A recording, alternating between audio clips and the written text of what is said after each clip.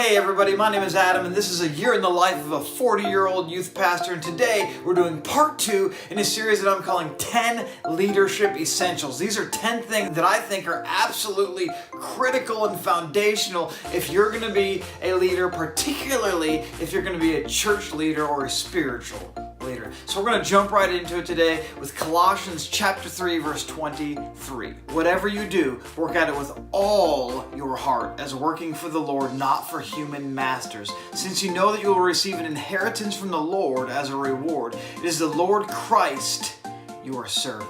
Translation: work hard. Do whatever you do with excellence, not with lameness, not with slacking. Give it your best effort. Be the best you can be. You guys, God deserves our best effort. And this verse says, whatever you do, work at it as if you're working for the Lord. Here's the thing. If we are youth pastors, if we're serving in the church, what we're doing is for the Lord. And so he says we should give it our best effort. We should give all, work with all of our heart. That means work hard. That means give everything you've got. So the second principle is simply this: work hard and give God your best effort, because He deserves it. Guys, I don't know about you, but I don't want to stand before God one day and realize, as I look back in my life, that I've given my best effort to something else other than serving God.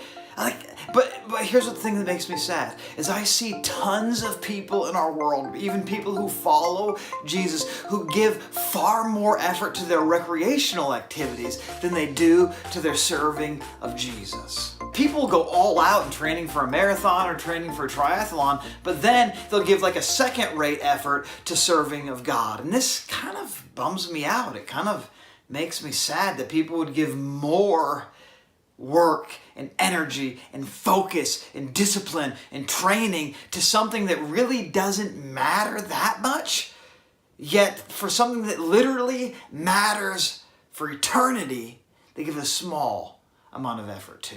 And the reason this is sad is because, guys, our mission is literally bigger than anything else. Like, it's so much bigger than getting in shape. It's so much bigger than making your personal best time. It's so much bigger than anything. And I know some people where it seems like they work harder on things like video games than they do on youth ministry. I know people who it seems like they give more time and attention to sports than they do to their focus on serving God. I see people who are doing things that are of some value, but not of eternal value. Like, literally, I see people who are YouTubers or who are musicians who are grinding harder and working harder to make a name for themselves on the internet or in the music world than youth pastors are at serving the King of Kings. And this shouldn't be, guys. Now, I'm not saying that you need to go crazy to the level where you're going to burn out and work 1,000 hours a week or something like that. But if I'm honest with you guys, like, I don't know really of any youth pastors who've burned out from going too hard in youth ministry. Now, maybe people have burned out because of other things in their lives and other imbalances in their lives, but I just don't know that many youth pastors who are going so hard, working so hard for Jesus in youth ministry that they've legitimately burned out. And so I think we need to put that aside. That's so many people's maybe excuse of like, oh, I don't want to burn out.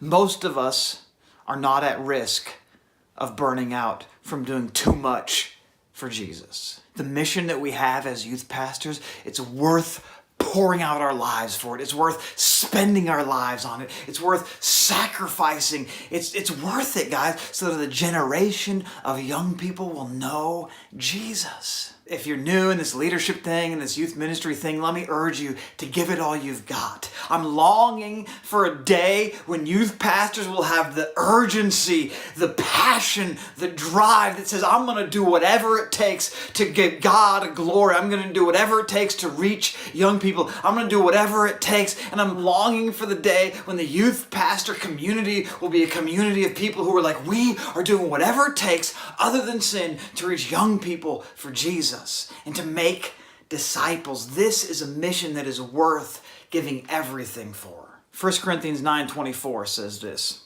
Do you not know that in a race all the runners run, but only one gets the prize? Run in such a way as to get the prize. Everyone who competes in the games goes into strict training. They do it to get a crown that will not last, but we do it to get a crown that will last forever. Therefore, I do not run like someone running aimlessly. I do not fight like a boxer beating the air. No, I strike a blow to my body and make it my slave, so that after I have preached to others, I myself will not be disqualified for the prize.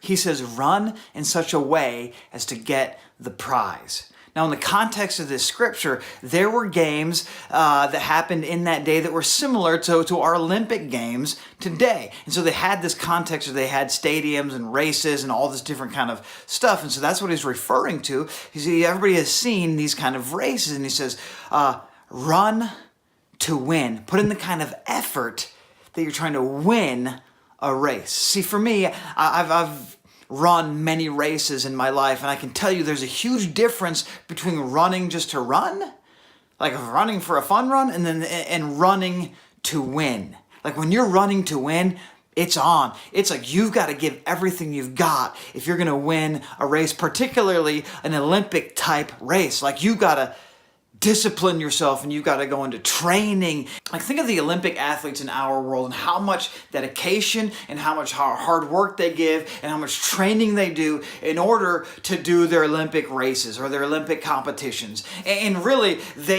guys, they're all in. They literally revolve their whole lives around whatever their particular sport is, and they revolve their schedules around training for that, and they revolve what they eat is based on their sport, what they drink is based on training for their sport, when they sleep, how much they sleep, how much they train, all of it. Like their whole life is disciplined and regimented and focused on training to win a race. And if they win the race, what they get is a piece of metal that will one day not be worth really all that much. A piece of metal. And what he's saying is if these people are training with this level of intensity for something that doesn't really matter very much at all, and then we are doing something that literally matters for eternity, like we should give that kind of effort. He says we should run to win. And so what he's saying is the kind of effort that we should give to serving God is similar or even should be more than the effort that Olympic athletes are giving towards training for their races. Now, if I'm honest, most church leaders that I know are not as focused and disciplined and determined as an Olympic athlete is. So my challenge for you today is maybe we need to change that. Maybe we need to be the generation that says we are going all out for Jesus. We're going to run to win. Not just run to run to win. I'm telling you, if you've ever run any race that's over 100 yards and you're actually running it to win, it is going to hurt. Whether it's 200 yards, 300 yards, or up to 200 miles, it's going to hurt. And it's going to hurt bad if you're actually running to win. But it's worth it. It's so worth it because what we're doing, lives are on the line. And what we're doing actually matters forever. What if we began to put the type of effort towards serving God and making disciples that an Olympic athlete puts towards training for their race? Whew, it would be crazy what I think God would begin to do. Some of you guys are like, okay, Adam, I get it. Chill. Take a chill pill. But here's the bottom line. Work hard and give God your best effort because He deserves it and it's worth it. The best leaders are not slackers. They don't work 24/7. Yeah, they rest. They get the whole idea of like go all out and then rest. Work hard and then rest hard. Work hard and play hard. But I'm telling you, they work hard. So let me encourage you today, specifically youth pastors, when you're doing youth ministry, you are working for the Lord. And Colossians tells us to work at this with all of our hearts. So let's give it everything we've got. I want to share with you a quote from Vince Lombardi that inspires me as a youth pastor. It says this: I firmly believe that any man's finest hour, the greatest fulfillment of all that he holds dear, is that moment when he has worked his heart out in a good cause and lies exhausted on the field of battle, victorious. Guys, I don't know about you, but I want to end my life having given everything, having poured out everything for the glory of God. I don't want to arrive in heaven one day thinking, dang it, I still had so much more to give. I want to arrive in heaven having given it all, exhausted, because I gave everything for Jesus. Let me leave you with this. Here's what the Apostle Paul said. This is the Message paraphrase of 1 Corinthians 9:26. He said, I don't know about you, but I'm running hard for the finish line. I'm giving it everything I've got. I'm giving it everything I've got. Let's give it everything we've got. Thanks for watching. I will see you tomorrow.